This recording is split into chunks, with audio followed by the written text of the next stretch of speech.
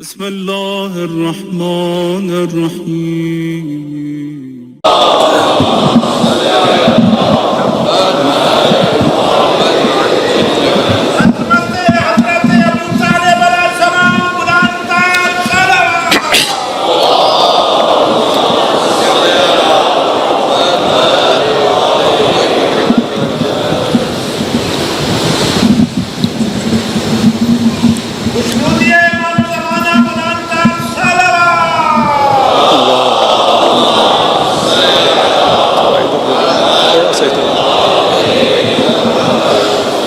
أعوذ بالله من الشيطان اللعين الرجيم بسم الله الرحمن الرحيم الحمد لله رب العالمين والصلاة والسلام والتحية والإكرام على أشرف الأنبياء والمرسلين وعلى آله الطيبين الطاهرين المعصومين ولعنة الله على أعدائهم أجمعين أما بعد فقد قال الله تبارك وتعالى يا أيها الذين آمنوا اتقوا الله وكونوا مع الصادقين صلوات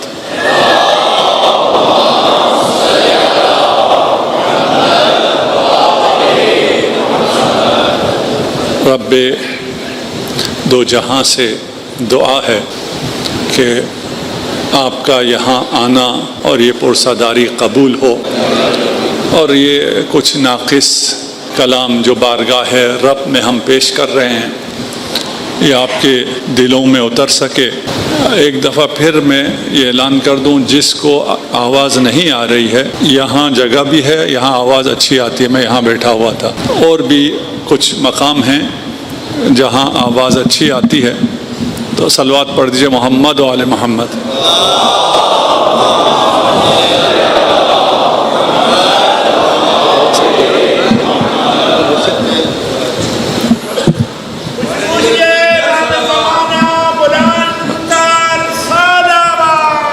اللہم صل علی محمد و آل محمد۔ نعرہ تکبیر، اللہ اکبر،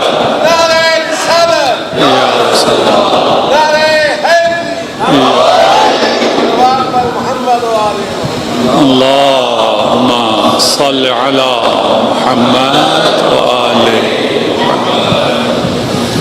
ہم کوشش کر رہے ہیں، کوئی نئی چیز آپ کو نہیں بتا رہا، آپ کو جو چیزیں معلوم ہیں، جو چیزیں مجھے معلوم ہیں، کوشش کر رہے ہیں کہ وہ ہمارے بات دل میں اتر جائے، ہمیں ان باتوں پہ ایمان آ جائے، ہمیں وہ اطمینان آ جائے۔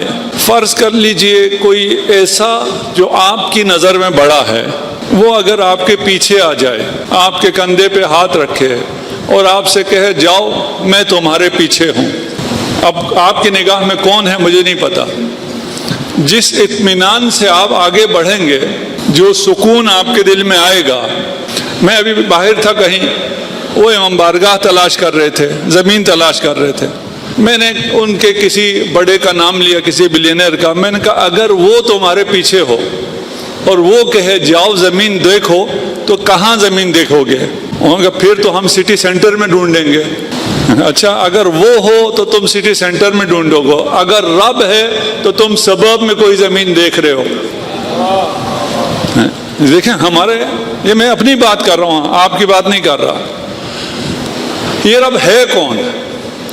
یہ رب وہ ہے جس نے اس کائنات کا آغاز 13 ارب سال، وہ بھی نوری، 13 ارب سال پہلے اس کائنات کا آغاز کیا، اور اس میں جو ابھی پتہ ہے 50 ٹریلین گیلیکسیز سے زیادہ گیلیکسیز بنائی۔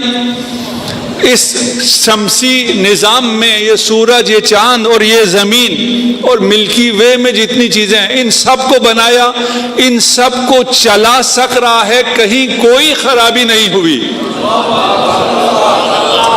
جو یہ سب چلا سکتا ہے وہ آپ کی زندگی نہیں چلا سکتا۔ انصاف کی بات ہے یا نہیں؟ وہ کہہ رہا ہے کہ تمہاری زندگی میں نے چلانی ہے، میں تمہیں پلان دے رہا ہوں اس پہ چلو، میں نے تمہیں شریعت دی ہے تم اس پہ چلو، تمہارا کام کچھ اچیو کرنا نہیں ہے۔ حضرت ابراہیم سے کہا کہ یہاں آذان دو، حضرت ابراہیم نے کہا کس چیز کی آذان؟ کہا لوگوں کو حج کے لیے بلاؤ۔ حضرت ابراہیم نے ادھر دیکھا ادھر دیکھا، کہا میں ادھر آذان دوں گا، لوگوں کو بلاؤں گا، کون آئے گا؟ کوئی ہے ہی نہیں۔ ارشاد ہوا آذان دے رہا تمہارا کام ہے، حج پہ لانا ہمارا کام ہے۔ آج دیکھیں آپ، وہ کب کی بات ہے اور آج تک حج پہ لوگ جوک در جوک کیوں جا رہے ہیں؟ ایک آذان ابراہیمی کی وجہ سے۔ آپ سے بھی جو کہا جا رہا ہے وہ کرو، جو خدا آپ سے کہہ رہا ہے وہ کرو، اگر آپ ایمان پر ہوں، جتنا جو ہو سکتا ہے۔ اگر آپ مومن ہوں، میں اپنی بات کرتا ہوں، آپ کو کہنا جسارت ہے، اگر میں مومن ہوں اور کسی دو راہی پر ہوں تو خدا مجھے خود راستہ دکھا دیتا ہے۔ اول تو ہمیں دو راہی پتہ ہے، کون سا صحیح ہے کون سا غلط ہے سب پتہ ہے، سب پتہ ہونے کے باوجود اگر غلط گئے تو پھر ہمارا حال جو ہونا ہے وہ معلوم ہے۔ خدا کہتا ہے تم رشوت نہ لو، تمہارے اقتصاد کو میں چلاؤں گا۔ مجھ جیسا شخص رشوت لے کے کہتا ہے نہیں میں نے اپنا اقتصاد خود چلانا ہے، خود کہاں تک چلا سکتا ہوں، کیا کر سکتا ہوں؟ وہ خدا جو اس پوری کائنات کو چلا رہا ہے، وہ آپ سے کہہ رہا ہے کہ تمہیں میں نے یہاں کیوں پیدا کیا، تم اس کائنات میں کیوں آئے، اس کا جواب صرف میرے پاس ہے۔ سائنس کیسے کا جواب دے سکتی ہے، ہاؤ کا جواب دے سکتی ہے، لیکن وائی کا جواب نہیں دے سکتی۔ انسان کیسے جانے بغیر جی سکتا ہے، لیکن وائی جانے بغیر نہیں جی سکتا۔ کیوں پتہ نہ ہو آپ نہیں جی سکتے۔ یہ تجربہ بھی ہوا ہے۔ جنگ عظیم کے بعد انہوں نے ان لوگوں کو جنہیں مقصدیت کا علم تھا، مشکل ترین حالات میں بھی انہوں نے زندگی کر لی، لیکن جن کو پتہ نہیں تھا وہ کیوں یہاں ہیں اور یہ مشکلات وہ کیوں جھیل رہے ہیں۔ مشکلات تو آنی ہیں۔ تلک الایام نداولھا، ہم ان ایام کو بدلتے رہیں گے، کبھی آپ کے لیے ہوگا کبھی میرے لیے ہوگا، یہ دن ایک جیسے نہیں رہیں گے۔ امیر المومنین نے فرمایا یوم لک و یوم علیک، ایک دن آپ کا ایک دن دوسرے کا، آپ دشمن کا، یہ چلتا رہے گا۔ یہ کیوں ہوگا اس آیت پہ ہم آئیں گے۔ ہم آپ سے یہ درخواست ہے کہ ساتھ رہیں، انشاءاللہ آپ کے سارے سوالوں کے جواب آ جائیں گے۔ اور جب میں نے پہلے بھی کہا تھا اس کی وجہ سے ابھی ایک بھی سوال نہیں آ رہا، اتنا بھی نہیں ہونا چاہیے، کچھ نہ کچھ سوالات آنے چاہیے۔ اور جیسے ابھی غیور زیدی صاحب نے بھی اعلان کیا کہ یہاں خواتین کا بھی اجتماع ہے، یہ آپ کے لیے اعلان نہیں تھا، آپ کو تو معلوم ہے۔ جو لوگ اسے سوشل میڈیا پہ یا باقی میڈیا پہ دیکھ رہے ہیں وہ لوگ بار بار سوال کر رہے ہیں، یہ سوال بہت زیادہ آ رہا ہے۔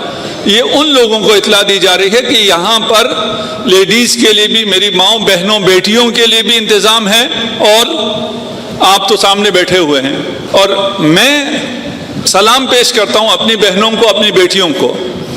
ہم اس طرح، آپ لوگ بہت اچھے ہال میں بیٹھے ہوئے ہیں، ان کا ہال اتنا اچھا نہیں ہے، اتنا ہی ہال ہے لیکن اتنی ہائٹ نہیں ہے۔ ہم نے کوشش کی تھی کہ ان کو گارڈن میں بٹھائیں، لیکن بارش اور یہ چیزیں تھیں، تو آپ لوگ بھی گارڈن میں بیٹھ کے سن سکتے ہیں، یہاں بیٹھ کے بھی سن سکتے ہیں، اور وہاں جو جگہ نہیں رہی ہے اس طرف ابھی کچھ لوگوں کی جگہ باقی ہے، تو میں رضاکاروں سے کہوں گا کہ دوسرے گیٹ سے بھیجیں تاکہ جو آ رہے ہیں وہ دوسرے لوگوں کو بھی ڈسٹرب نہ کریں۔ صلوات پڑھ دیجیے محمد و آل محمد۔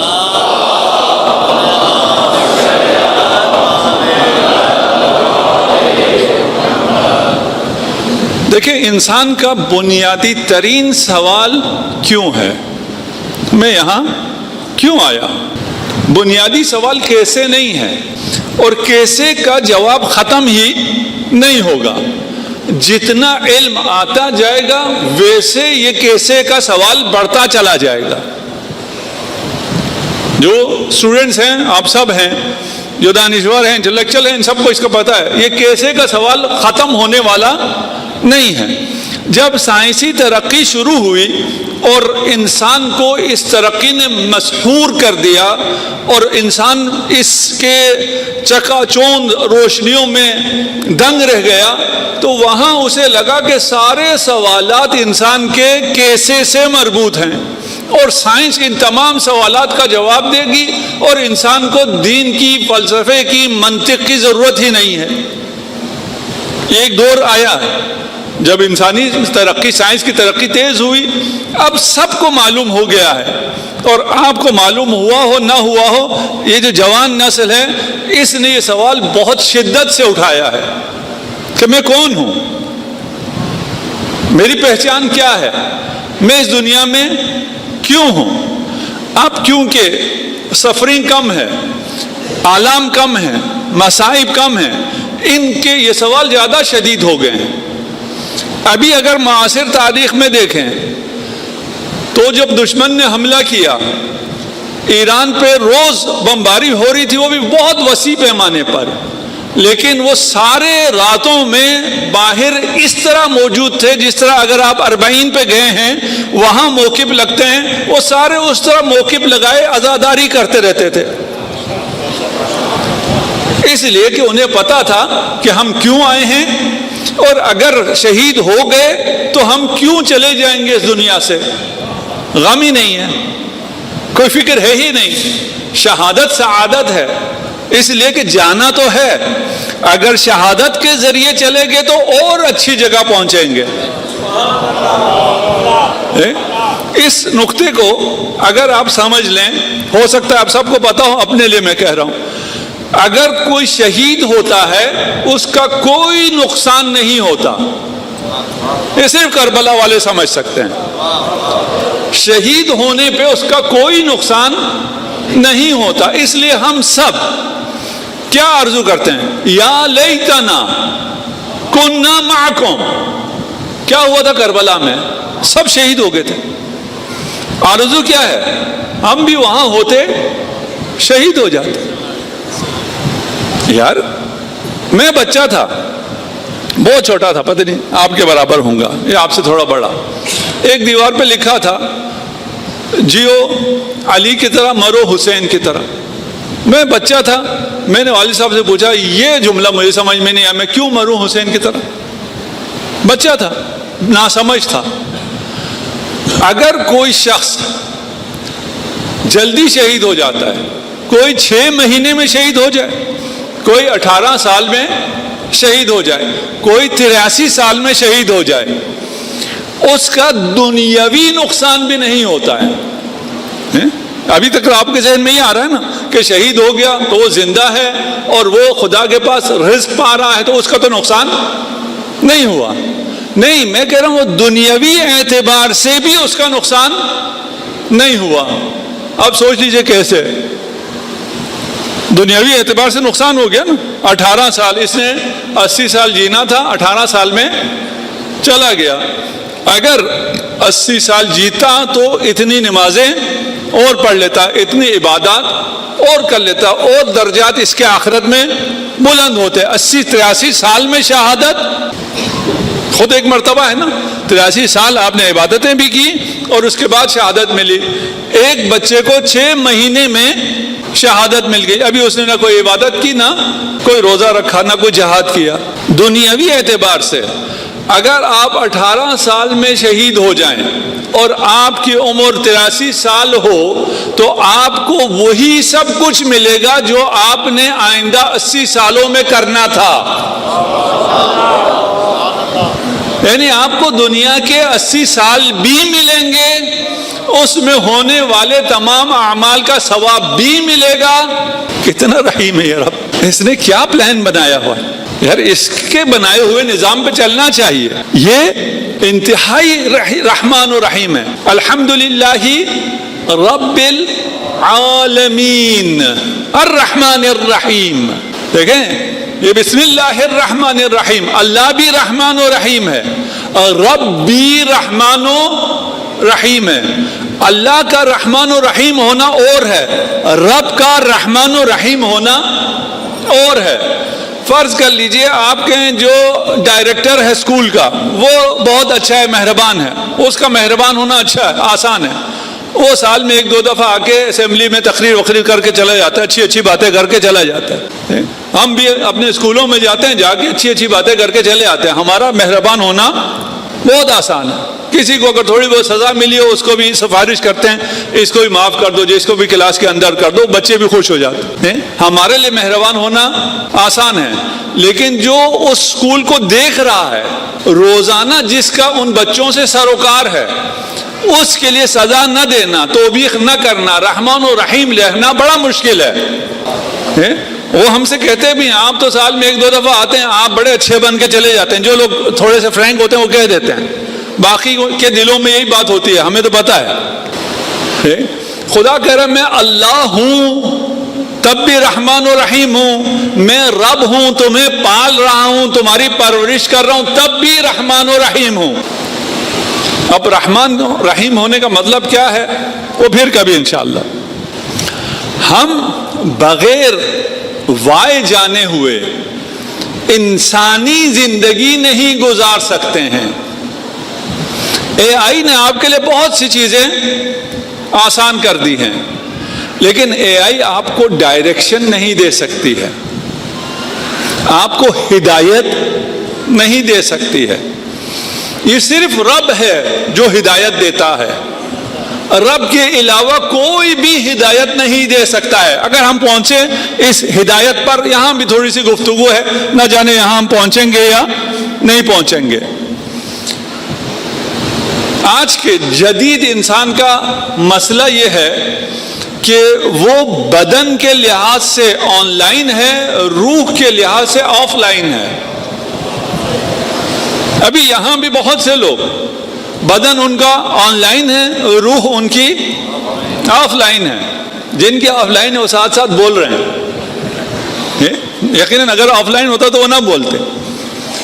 ہمیں اس بات کا احساس ہے، آپ نے سارا دن کام کیا ہے، تھکے ہارے ہیں، اور یہاں ابھی اس وقت آ کر مجلس سن رہے ہیں. ہم آپ پر زیادہ بوجھ بھی اس لیے نہیں ڈالتے، اور جتنا بوجھ ڈال رہے ہیں وہ بھی آپ سے معذرت چاہتے ہیں. اس کو بعد میں ہم کوشش کرتے ہیں یہ لکھا ہوا بھی آپ کے پاس آ جائے، اس کی ریکارڈنگ بھی آپ کے پاس رہے، اور خود بھی آپ کی خدمت میں رہیں اگر کوئی چیز سمجھنی ہو تو. ہم بدنی لحاظ سے آن لائن ہو جاتے ہیں، روح کے لحاظ سے آف لائن ہے. اس سے بڑی ایک مصیبت ہے، ہم نے اپنی زندگی آج کل آٹو پائلٹ پر گزارنا شروع کی ہے. ابھی اگر آپ یہ جدید الیکٹرک گاڑیاں چلائیں تو اس میں آپ اس کو آٹو پائلٹ پہ ڈال کے آرام سے باتیں کرتے ہیں، کافی پیتے ہیں، گاڑی خود چلتی چلی جاتی ہے. ہم یہ جو محرم میں مجالس میں آتے ہیں یہ آٹو پائلٹ پر ہے. محرم آتے ساتھ ہی والدین کے ساتھ ہم نے کسی امام بارگاہ میں جانا ہے، وہاں تھوڑی دیر بیٹھنا ہے، تھوڑا گریہ کرنا ہے، واپس چلے جانا ہے. ہم آٹو پائلٹ پر چل کے ہدایت نہیں پا سکتے. ہمیں اور ہمارے بچوں کو پتہ ہونا چاہیے کہ ہم کیوں جا رہے ہیں. اگر اس مجلس میں جا رہے ہیں تو اس وجہ سے نہیں کہ یہ ہمارے گھر سے نزدیک ہے، نہیں، وہاں جائیں جہاں آپ کی روح کو آن لائن کیا جاتا ہے. میں نہیں کہہ رہا ہوں یہاں آئیں، میں یہ بھی کہہ رہا ہوں جس کو یہاں جس کی فریکوینسی ہم سے نہیں ملتی وہ کہیں اور چلا جائے. رسمی شرکت نہ کریں کہ ایک رسمی شرکت ہے، ہم آٹو پائلٹ کی طرح آتے ہیں، آٹو پائلٹ کی طرح چلے جاتے ہیں. نماز کا بھی یہی ہے، نماز شروع کرتے ہیں، ہمیں پتہ بھی نہیں ہوتا کیا پڑھ رہے ہیں، نماز ختم ہو جاتی ہے، پتہ بھی نہیں ہوتا کیا کر رہے ہیں. محرم آتا ہے اسی طرح، رمضان آتا ہے اسی طرح ہے. ہمیں ابھی یہ جو اسکرین اور ان چیزوں کے ساتھ ہمیں الگوریدم نے چلایا ہوا ہے. ابھی یہ بچوں کا، جوانوں کا کدھر ہیں، ان کے بارے میں کہتے ہیں آپ کا ٹینشن سپین کتنا ہے، کتنا ہے، 30 سیکنڈ، 1 منٹ، 2 منٹ ہیں. اسی طرح کہتے ہیں نا کہ بھئی ان کا اٹینشن سپین بہت تھوڑا سا ہے. ہم سے بھی لوگ کہتے ہیں آپ کیا اتنے بڑے ویڈیو بناتے ہیں 4 گھنٹے کی, تو آپ کی پوڈ کاسٹ ہم نے بھی دیکھی ہے, وہ آج کل کون دیکھتا ہے. آپ 2 منٹ 3 منٹ سے زیادہ نہ بنائیں. دیکھیں یہ کتنا بڑا جھوٹ ہے, جھوٹ ہے ہاں, اور اس جھوٹ کے ہم سب شکار ہیں. میں ان سے پوچھتا ہوں اچھا آپ کا اٹینشن سپین جو ہے 2 منٹ سے زیادہ نہیں ہے؟ نہیں. میں کہا کتنے گھنٹے لگے رہتے ہو؟ اگر آپ 2 منٹ دیکھنے کے بعد موبائل رکھ دیتے ہو پھر تو ہم مان جائیں. آپ تو گھنٹوں یوں کرتے رہتے ہو. پھر یہ کیا ہے؟ اس کا مطلب یہ ہے کہ آپ اس الگوریدم کے ہاتھ میں ہیں. وہ جو دکھانا چاہتے ہیں آپ وہ دیکھتے رہتے ہیں. خود جو دیکھنا چاہتے ہیں وہ نہیں دیکھ سکتے, کیونکہ آپ کو یہ پڑھایا گیا ہے. نہیں بھائی, آپ کو خدا نے بنایا ہے, آپ اس چیز کو دیکھ کر محظوظ ہوتے ہیں, آپ کی روح خوش ہوتی ہے جس سے آپ کی روح کو غذا ملے. یہ پروپیگنڈا ہے. ہمیں ٹرینڈ کے پیچھے لگا دیا ہے. بھئی ٹرینڈ کیا ہے, ہم نے اس ٹرینڈ کے پیچھے چلنا ہے سوچے سمجھے بغیر. ان چیزوں پہ کام کرنے کی ضرورت ہے. ان سب پہ قابو کیسے پا سکتے ہیں؟ امیر المومنین کا ایک چھوٹا سا جملہ ہے, یہ تمام پروپیگنڈا اور دشمنوں کی ساری سازشیں ختم. متقین کے لیے امیر المومنین ارشاد فرماتے ہیں عظم الخالق فی انفسہم فصغر ما دونہ فی اعینہم. ان کی نگاہ میں رب بڑا ہے تو سارے ٹرینڈ, سیلیبریٹیز اور الگوریدم سب چھوٹا ہو جاتا ہے. اپنی نگاہ میں رب کو بڑا کرو. اگر رب تمہاری زندگی میں بڑا ہو جائے, وہ ہے بڑا, اسے بڑا ہونے کی ضرورت نہیں ہے.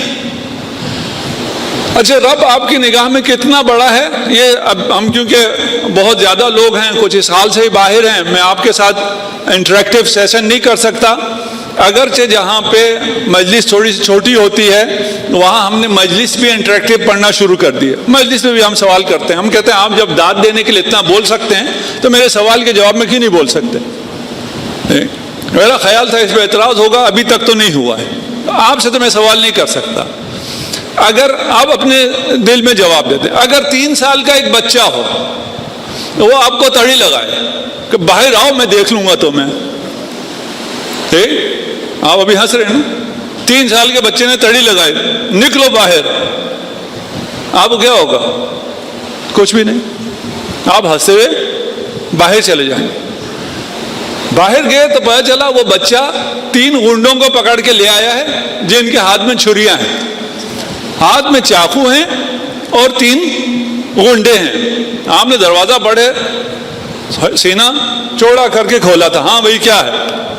آگے نکل آئے 4 غنڈے, ان کے ہاتھ میں ہیں چاقو, کیا کریں گے؟ دروازہ بند کر کے واپس چلے جائیں گے جی. لیکن پکچر کو تھوڑا سا چینج کریں. وہ 4 غنڈے ہیں, آپ کے پاس 10 کمانڈو ہیں, ان کے پاس کلاشنکوف ہیں. اب کیا ہوا؟ اب وہ بھاگ گئے. آپ کے ساتھ ہمیشہ رب ہے, آپ کو کوئی نہیں ڈرا سکتا ہے.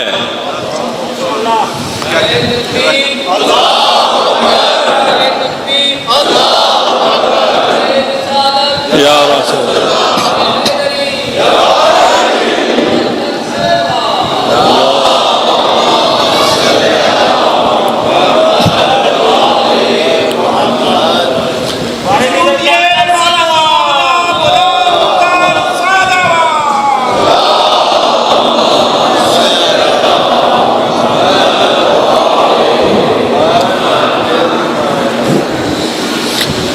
آپ کا رب آپ پہ کتنا مہربان ہے.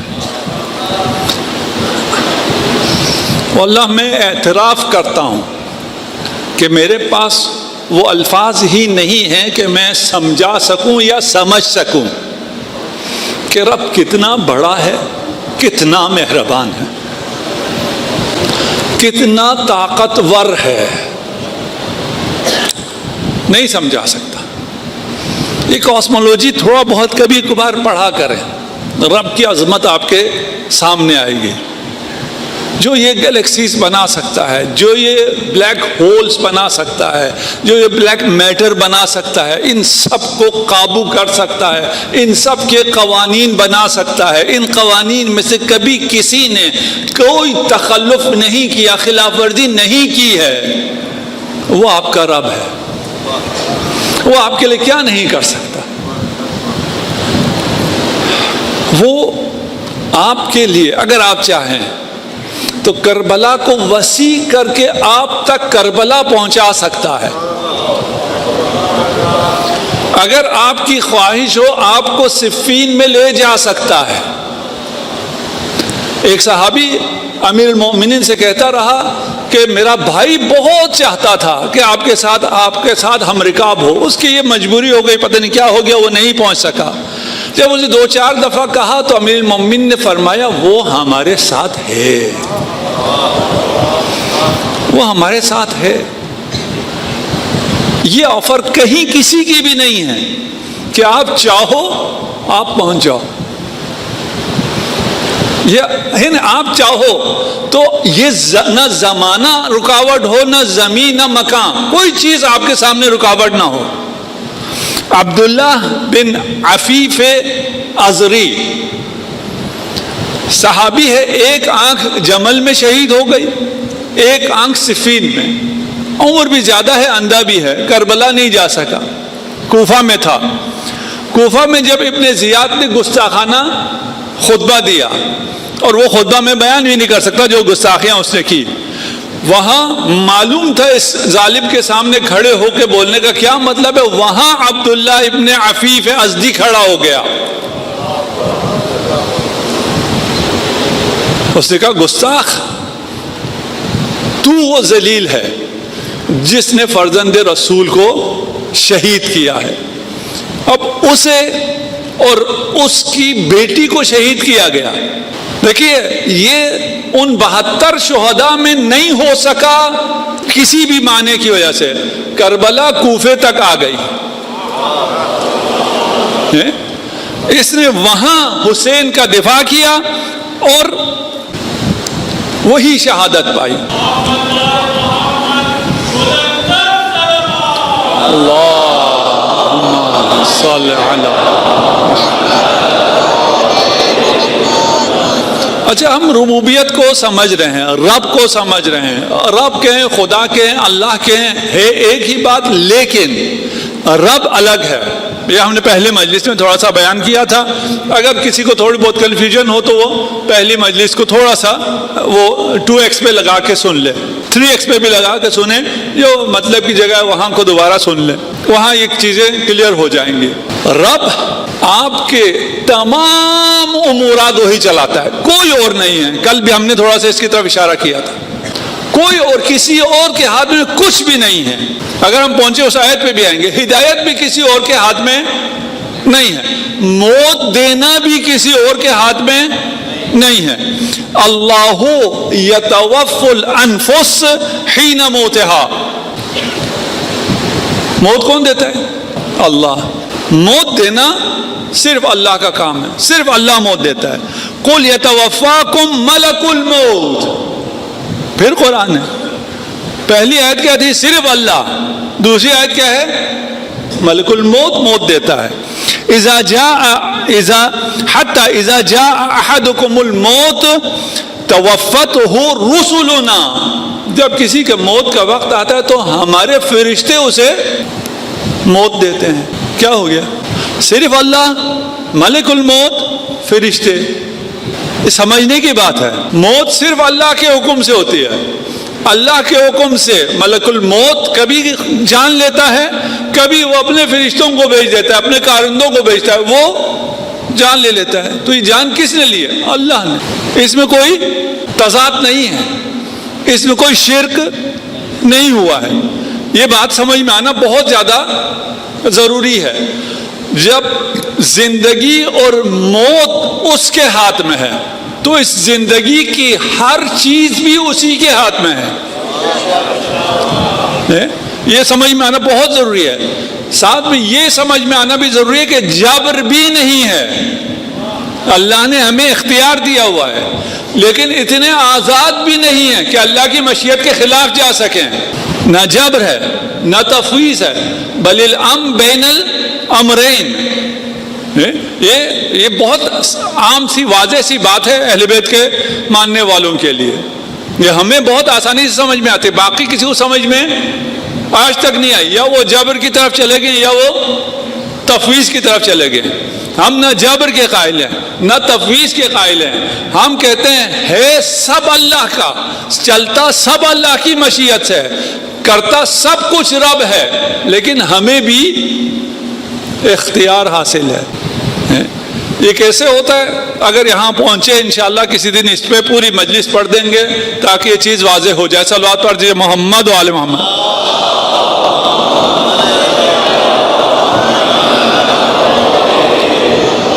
موت کے بارے میں 2 آیتیں میں نے پڑھی تھی، میں دوبارہ پڑھ کے اپنی گفتگو کو آگے چلاؤں. اینما تکونوا یدرککم الموت ولو کنتم فی بروج مشیدہ. بروج مشیدہ، مضبوط قلعوں میں بھی ہو، موت تمہیں آئے گی. فاذا جاء اجلهم، اگر تمہاری موت آ جائے تو یہ نہ آگے کوئی کر سکتا ہے نہ کوئی پیچھے کر سکتا ہے. یہ 2 آیتیں ہم نے پڑھ لی تھی. تیسری آیت وَلَقَدْ كَانُوا عَاهَدُوا اللَّهَ مِنْ قَبْلُ لَا يَوَلُّونَ الْأَدْبَارَ. یہ پہلے عہد کر چکے ہیں خدا سے کہ یہ پیٹھ نہیں دکھائیں گے. اس عہد پہ لوگوں کو بڑی منزلت ملتی ہے کہ انہوں نے اللہ سے عہد کیا تھا. یہ نہیں بتاتے کیا عہد کیا تھا، قرآن نے بتا دیا. عہد یہ کیا تھا کہ پیٹھ نہیں دکھائیں گے، اپنی تشریف لے کر نہیں جائیں گے. وَكَانَ عَهْدُ اللَّهِ مَسْئُولًا. یہ جو عہد کیا ہے اب اس عہد سے پوچھا بھی جائے گا. یہ حصہ ہم نے اس کام نہیں، ہمیں آگے آنا تھا. قُلْ لَن يَنْفَعُكُمُ الْفِرَارَ. تمہیں فرار کوئی فائدہ نہیں دے گی. ان فررتم من الموت او القتل. فرار کرنا تمہیں کوئی فائدہ نہیں دے گا. اگر فرار کرو گے تو یا قتل ہو جاؤ گے یا موت آئے گی. اب یہ آئی کہاں ہے؟ اس زمانے میں آئی ہے جب اصحاب سے یہ عہد لیا گیا تھا کہ بھاگنا نہیں ہے. اصحاب نے بھی عہد کیا تھا ہم نہیں بھاگے. بعد میں خدا ارشاد فرما رہا کہ تمہارے بھاگنے سے تمہیں کوئی فائدہ ہونے والا نہیں ہے. لکھا گیا ہے کس نے مرنا ہے کس نے نہیں مرنا. اگر بھاگو گے تو یا موت ہوگی یا قتل. یہ بہت گہرا ہے، پتہ نہیں میں پہنچا سکوں یہاں پر پہنچا سکوں. اگر بھاگو گے تو یا موت ہوگی یا قتل. اگر ڈٹ جاؤ گے یا غازی ہوگے یا شہید. نہیں پہنچا سکا میں. پھر تھوڑی دیر بعد میں کچھ 1-2 جملے اور بولوں گا، شاید یہ جگہ واضح ہو جائے. اگر بھاگو گے یا قتل یا موت، اگر ڈٹ جاؤ گے یا غازی یا شہید. سارا خدا نے پلان کیا ہوا ہے، خدا نے پہلے سے سب بنا رکھا ہے. تمہارے بھاگنے سے بھی کچھ نہیں ہوتا، تمہارے ڈٹ جانے سے بھی کچھ نہیں ہوتا. جس کی موت آنی ہے یہاں شہید ہو جائے گا، جس کی موت آنی ہے وہاں وہ قتل ہو جائے گا. یہی کہہ دیتا ہوں، تھوڑا سا اشارہ میں کہتا ہوں. رسول خدا نے اپنے بعد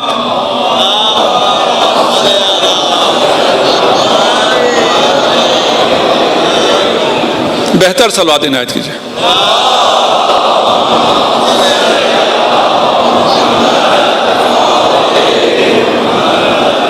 بہت عجیب بات ہے، رسول خدا کے بعد بہت سے لوگ مارے گئے، لیکن ان میں سے کون شہید ہے اور کس کا قاتل ہے یہ رسول خدا نے تھوڑا سا لفافے میں بتایا ہے. عمار کو کہا ہے شہید ہے، امیر المؤمنین سے فرمایا ہے کہ اشقل اشقیا آپ کو شہید کرے گا، لیکن باقی کچھ اور کریکٹر ہیں جن کے بارے میں رسول نے کچھ بھی نہیں کہا. مارے گئے ہیں لیکن رسول نے نہیں فرمایا کہ یہ شہید ہوں گے. کیوں؟ اس لیے کہ جو بھاگیں گے وہ قتل ہوں گے، جو ڈر جائیں گے وہ شہید ہوں گے.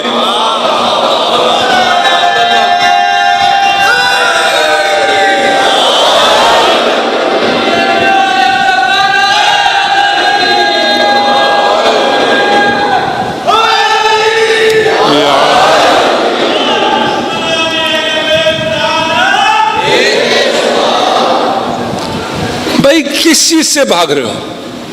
جو لکھا ہے وہ ہو جائے گا. اور بھاگنا بھی کس سے؟ رسول سے. بھائی جس کے پاس آ کے تمہیں امن ملنا ہے اس سے بھاگ رہے ہو. بھاگنا کس سے ہے؟ دین سے. پھر یہ تو بھاگنے کی جگہ نہیں ہے. بھاگنا کس سے؟ رب سے. کوئی بھاگ سکتا ہی نہیں ہے. رب نے جو پلان کیا ہے وہ ہو جائے گا. امیر المؤمنین جب باقی رہے ہیں اور جب باقی رسول کے دفاع کے لیے اکیلے امیر المؤمنین رہے ہیں، لشکر حملہ کرتا ہے، امیر المؤمنین کو دفاع کرنا چاہیے.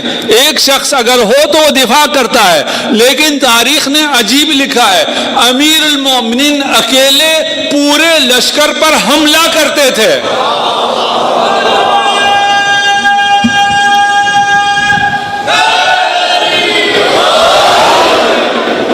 یہ رب ساتھ ہو تو ایسے ہوتا ہے. رب ساتھ ہو تو ایسے ہوتا ہے. اگر کوئی بہادر ہو، پہلوان ہو، لشکر ساتھ ہو تو حملہ کرتا ہے. یہاں اور کوئی لشکر نہیں ہے، یہاں رب ساتھ ہے، ملائکہ ساتھ ہیں. یا من عجبت من حملاتہ ملائکۃ السماء، اے علی تو وہ ذات ہے جس کے حملوں کو دیکھ کر ملائکہ آسمان حیرت میں ہیں. ہونا تو وہی تھا جو ہونا ہے، تو کیوں بھاگے؟ بھائی وہی ہونا تھا. ڈٹ جاؤ، رب یہاں ہے، بچا لے گا. اگر چلے بھی گئے تو شہادت ہے، اس میں بھی کوئی فکر نہیں ہے. جو ہونا تھا وہ تو پہلے سے لکھا ہوا تھا. اب جو بھاگے انہوں نے اپنے ماتھے پہ فراری لکھوا لیا، جو ڈٹ گئے اس کے سینے پہ لا فتح الا علی کا تمغہ سجا.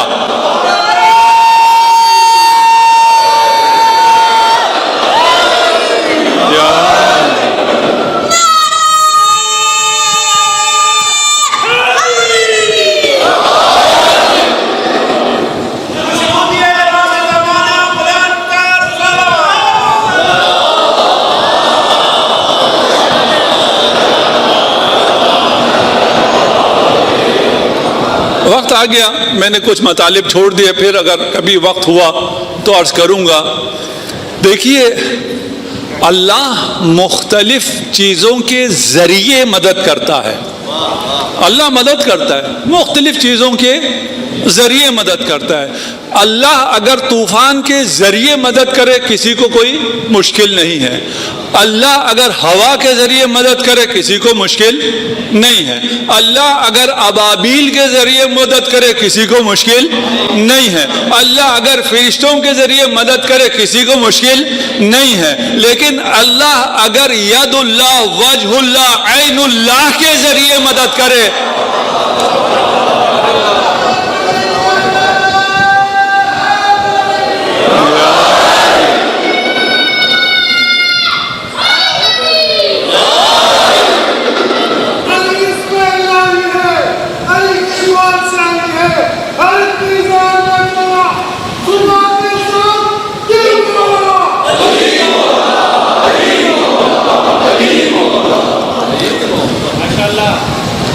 میں اب آگے چلوں.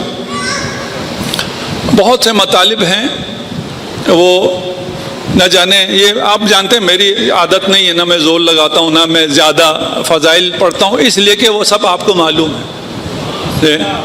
تو چونکہ ہم نے کہا یہاں علم بڑھانے کے لیے نہیں، ابھی ہم ایمان تازہ کرنے کے لیے بیٹھے ہیں، تو ایمان تازہ کرنے کے لیے جو بھی چیز شروع کرتا ہوں وہ علی ابن ابی طالب پہ آ کے ختم ہوتی ہے. اور رب کو ہم جیسا سمجھیں گے وہ ویسا ہو جائے گا. یہ بہت عجیب ہے، یہ بالکل ہم جیسا ہے ہی نہیں. استغفر اللہ، کہنا بھی غلط ہے ہم جیسا ہے. اچھا، اللہ کی رب کی کوئی نفسیات بھی نہیں ہوتی، لیکن سمجھنے کے لیے جملے غلط ہیں. میں پہلے کہہ رہا ہوں رب کی نفسیات ہماری نفسیات سے اکثر مختلف بھی ہے. بھائی ہم سے اگر کوئی زیادہ مانگے ہم تنگ آ جاتے ہیں، اس سے کوئی زیادہ مانگے تو خوش ہو جاتا ہے. یہ بالکل الگ نفسیات ہے. نفسیات کہنا غلط ہے، ہاں رب کی کوئی نفسیات نہیں ہے، لیکن ہم اس کے بغیر سمجھتے نہیں، اس لیے کہہ رہا ہوں. وہ کہتا ہے کہ تم اگر مجھ پہ حسن ظن رکھو، حسن ظن تو سمجھتے ہیں نا، میرے بارے میں اچھا گمان رکھو، تو جو تم میرے بارے میں گمان رکھو گے میں وہی ہو جاؤں گا. دیکھیں وہ بے نہایت ہے، اس کی کوئی حد تو ہے ہی نہیں. آپ جو سمجھیں گے وہ وہی ہو جائے گا. یار کتنی بڑی آفر ہے، کتنی اچھی آفر ہے. ایک حدیث ہے، میں ابھی صرف اس کا خلاصہ پیش کر رہا ہوں، باقی حدیث پیش نہیں کر رہا، کہ ایک شخص کو قیامت کے دن جہنم کے دہانے پر لے جایا جائے گا اور حکم ہوگا اسے مارو لات اور یہ جائے جہنم میں. فرشتہ لات اٹھائے گا، یہ مڑ کے خدا کو دیکھے گا. مڑ کے دیکھنے کا مطلب خدا کی طرف توجہ، خدا کسی ڈائریکشن میں نہیں ہے کہ مڑ کے دیکھے. خدا کہے گا رب ہے یہ، رب کہے گا ٹھہر جاؤ، میرے بندے نے میری طرف مڑ کے دیکھا ہے. ہاں میرے بندے کیوں دیکھا؟ کہا میرا گمان یہ تھا کہ میں اگرچہ گناہ کر رہا ہوں لیکن آپ غفور رحیم ہیں، آپ مجھے معاف کر دیں گے، مجھے جہنم میں نہیں ڈالیں گے. ارشاد ہوگا اسے جنت بھیج دو. اگرچہ جھوٹ بولتا ہے، اگر اس کا یہ گمان ہوتا تو میں اسے کبھی جہنم کے دہانے نہ لاتا.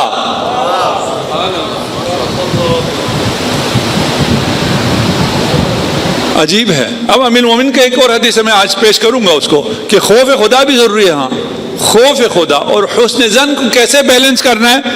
والذی لا الہ الا ہو ما اعطی مؤمن قط خیر الدنیا والآخرہ الا بحسن ظنہ باللہ. کسی مومن کو کوئی خیر اس دنیا میں نہیں ملتا الا حسن ظن کی وجہ سے.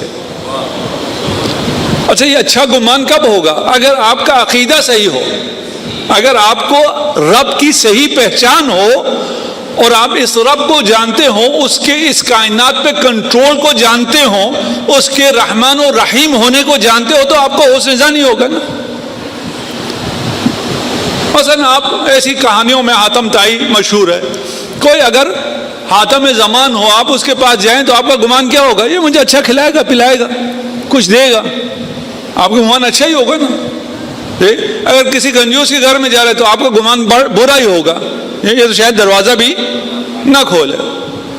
جب اللہ کی رب کی پہچان ہو تو اس پہ حسن ظن لازمی ہے، کوئی ایکسٹرا چیز نہیں ہے کہ آپ کل سے کوشش کریں اچھا میں حسن ظن اپنے اندر پیدا کرتا ہوں. نہیں، اپنے اندر رب کی محبت پیدا کریں، حسن ظن خود بخود آ جائے گا. اچھا اس حدیث کا اگلا حصہ، ایک لمبی حدیث تھی، میں نے 2 حصے صرف انتخاب کیے ہیں. والذی لا الہ الا ہو، قسم ہے لا الہ الا اللہ کی، لا يعذب اللہ مؤمنا بعد التوبہ والاستغفار. توبہ اور استغفار کے بعد اللہ عذاب نہیں کرے گا. اللہ تو کیا غفور ہے، تواب اور رحیم ہے. وہ بہت زیادہ توبہ قبول کرنے والا، توبہ کے بعد استغفار کے بعد کسی کو عذاب کرے گا ہرگز. لیکن ایک بندہ ہے جس کو پھر بھی توبہ کے بعد بھی عذاب کرے گا. وہ کون ہے؟ الا بسوء ظنہ باللہ. جو اللہ سے سوء ظن رکھتا ہے اس کو اس سوء ظن کی وجہ سے اس کو کیا ہوگا؟ عذاب ہوگا. ان اللہ تبارک و تعالی عند ظن عبدہ بہ، جو اس کا گمان ہوگا خدا ویسے ہی ہوگا. ان شرن ان خیرن فخیر ان شرن فشرون. اگر اچھا گمان رکھو گے خدا اچھا ہو جائے گا، اگر برا گمان رکھو گے خدا برا ہو جائے گا. آخری حدیث پھر آپ کی زحمت تمام. ان استطعتم ان یشتد خوفکم من اللہ، اگر آپ یہ بیلنس رکھ سکیں کہ اللہ سے جو آپ کا خوف ہے، اور خوف خدا کا کیا مطلب ہے وہ بھی کبھی بیان کریں گے. یہ وہ مفاہیم ہیں جو کم بیان ہوتے ہیں یا ہم سوچتے نہیں ہیں، اس کی وجہ سے سمجھ نہیں پاتے. دیکھیں، آپ ظالم سے ڈرتے ہیں وہ اور ہے، اللہ سے ڈرتے ہیں وہ اور ہے، یکسر مختلف ہے. آپ تاریکی ہو تو خوف کھاتے ہیں، اللہ کے بارے میں آپ جتنا زیادہ جانیں خوف بڑھ جاتا ہے. اللہ کا خوف جہالت سے نہیں آتا، باقیوں کا خوف علم سے آتا ہے. کسی کے بارے میں جتنا علم ہو، یہ ظالم ہے، اتنا خوف آتا ہے. وَأَنْ يَحْسُنَ ظَنُّكُمْ بِهِ، اگر اس دونوں کو بیلنس کر سکو، اللہ سے ڈرو بھی، خشیت الہی بھی ہو اور حسن ظن بھی ہو. فَاجْمَعُوا بَيْنَهُمَا، یہ دو چیزیں ہیں جس سے آپ کی زندگی بہتر ہو سکتی ہے. اگر ہم کل پیش کر سکیں آپ کی خدمت میں، تو کوشش میں کر رہا ہوں یہ جو جدید سائیکولوجیکل تھیوریز ہیں ان سے بچ کے چلوں. میں نے مطالعہ ان صاحب کا بھی کیا ہے تاکہ جوانوں کو سمجھا سکوں، لیکن میں ان میں الجھنا نہیں چاہتا، نہ ہی آپ کو الجھانا چاہتا ہوں. ایک تھیوری ہے اٹیچمنٹ تھیوری، جس کے بغیر انسان خوش ہو سکتا ہی نہیں ہے. حیوان کا بچہ خوش رہتا ہے، انسان کا بچہ بغیر اٹیچمنٹ کے خوش نہیں رہتا. یہ اس کو اگر آپ پڑھیں جا کے تو میرا کام آسان ہو جائے گا. یہ چیزیں جو آپ آسانی سے پڑھ سکتے ہیں وہ آپ پڑھیں. اس اٹیچمنٹ تھیوری میں جو مکمل آپ کو سکون دیتا ہے وہ الا بذکر اللہ تطمئن القلوب، کہ اللہ سے اٹیچ ہو جاؤ، وہ آپ کو کامل سکون دے گا.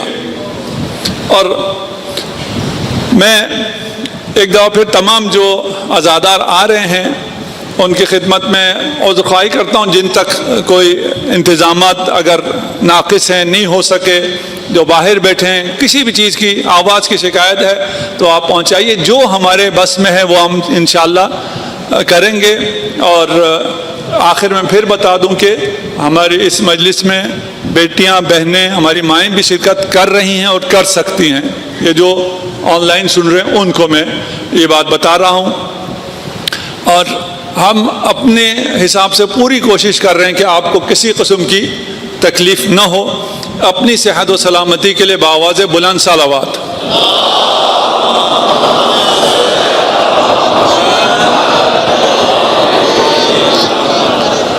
آج جس مسافر کا ذکر معمولاً کیا جاتا ہے وہ دیباچہ کربلا ہے. کربلا میں جو مصائب آئے ہیں ان سب مصائب کا مختصر حصہ ایک شخص پر آیا ہے، اور وہ ہے مسلم ابن عقیل. سفیر حسین اور رازدار حسین، شبیہ حسین. مسلم فقیہ ہیں، اہل بیت میں سے ہیں. آپ جب کوفہ تشریف لائے اور نماز جب پڑھانا شروع کی، بہت سے لوگ نماز پڑھ رہے تھے، لیکن جب نماز ختم کی تو مسلم تنہا رہ گیا تھا. مسلم دیباچے کربلا ہے، کربلا میں حسین تنہا رہ گئے، کوفہ میں مسلم تنہا رہ گیا. اب کوفہ کی گلیوں میں جا رہے ہیں، معلوم نہیں کہاں جانا ہے، پیاس کی شدت ہے، کسی گھر کی دہلیز پہ جا کے بیٹھ گئے. ایک مومنہ آئی، کہا پانی پلا سکتے ہو؟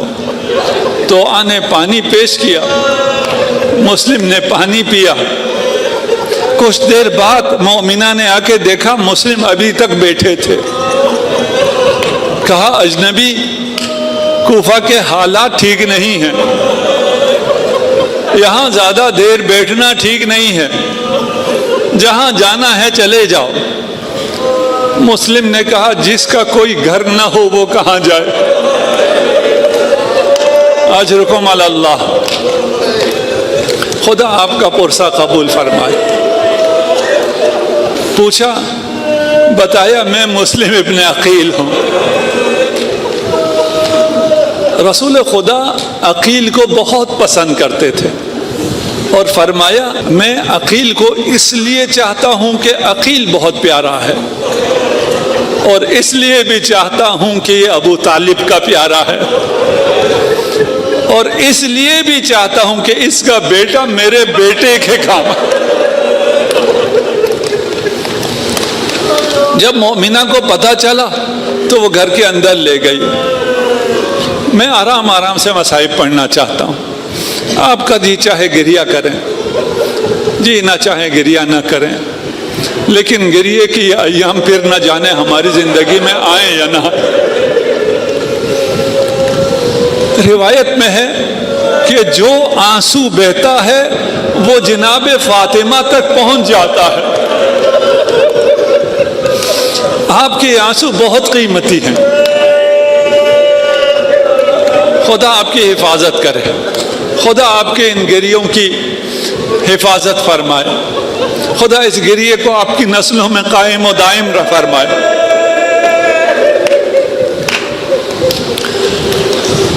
جب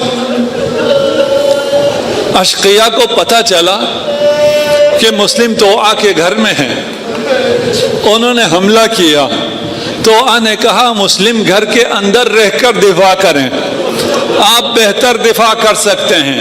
مسلم نے فرمایا میں نہیں چاہتا کہ یہ اشقیاء تمہارے گھر کے اندر آ جائیں، تمہارے گھر کی حرمت ہے۔ میں عرض کروں گا مسلم آپ خوش نصیب ہیں، آپ شہید ہو جائیں گے، آپ نہیں دیکھیں گے کہ یہ اشقیاء خیام میں داخل ہو گئے۔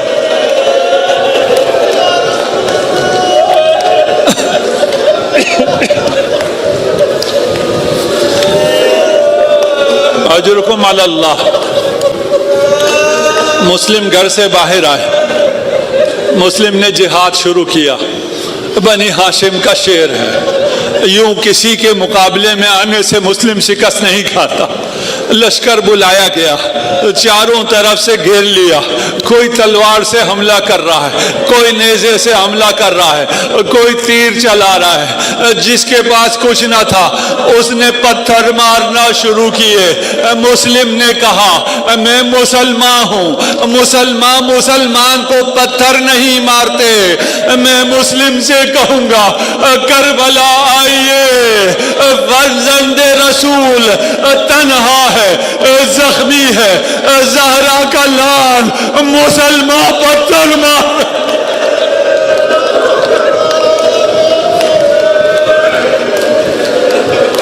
اجرکم علی اللہ۔ نہ معلوم کتنے مصائب پڑھ سکو، خدا مجھے ہمت دے، خدا آپ کو سننے کا حوصلہ دے۔ انہوں نے دھوکے سے مسلم کو گرفتار کیا۔ مسلم وہ مجاہد ہے جو شہید بھی ہے، جو اسیر بھی ہے۔ گرفتار کر کے دارالامارہ لے جایا گیا۔ مسلم زخمی ہیں، ایک تلوار کی ضرب مسلم کے ہونٹوں پر بھی آئی ہے۔ مسلم پیاسا ہے، پانی پینا چاہا، پانی لایا گیا، کاسے میں خون گرا، کاسا تبدیل کیا گیا، 3 مرتبہ کاسا آیا، دانت کے پیالے میں گرا۔ مسلم نے کہا میری قسمت میں پانی نہیں ہے۔ میں عرض کروں گا مسلم آپ کے لبوں پر تلوار کا زخم تھا، آپ پانی نہ پی سکے۔ کربلا آئیے، حسین کے لبوں پر تلوار کا بھی زخم ہے، تیر کا بھی زخم ہے، پتھر کا بھی زخم ہے، صرف اتنا نہیں ہے، یہ لب اب خشک ہو گئے ہیں، ان لبوں پر سورج پڑا ہے۔ یہ خشک لب جب زخمی بھی تھے اور خشک بھی تھے، آپ کی بیٹی آپ کو دیکھ نہیں رہی تھی، آپ پانی نہ پی سکے، حسین کی سکینہ دیکھ رہی تھی، سر تشت میں تھا، لعین چوب خیزرہ کو شراب میں سلا۔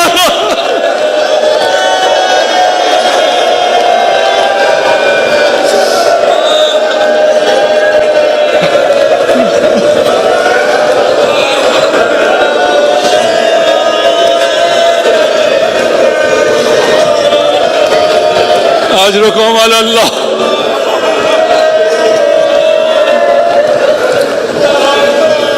بس مختصر کر دیا میں نے۔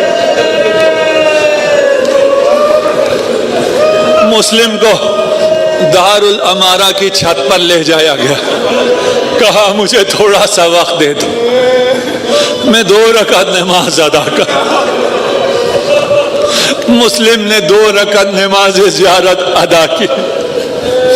دار الامارہ کی چھت سے حسین کو سلام دیا، السلام علیکہ یا ابا عبداللہ۔ یہ سلام حسین تک پہنچا، حسین نے جواب دیا، وعلیکہ السلام یا غریب کوفہ۔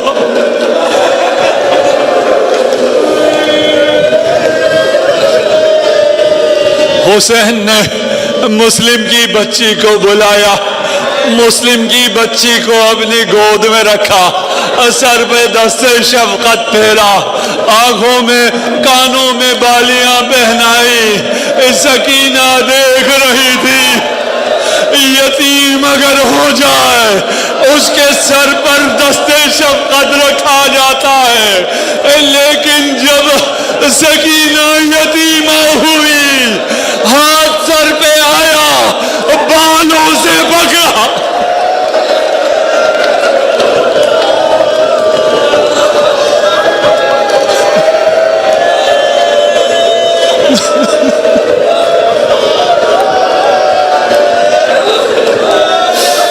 اجرکم علی اللہ۔ خدا آپ سے راضی، جناب سیدہ آپ کا گریہ قبول فرمائے۔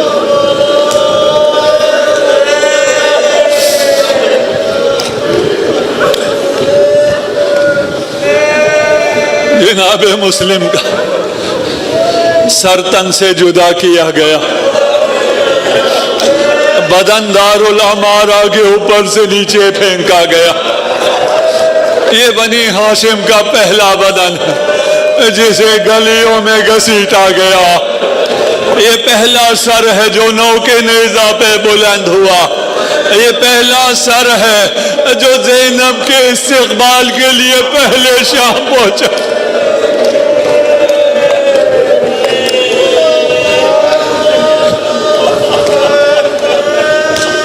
اجرکم علی اللہ۔ اب میرے سینے میں دم نہیں ہے،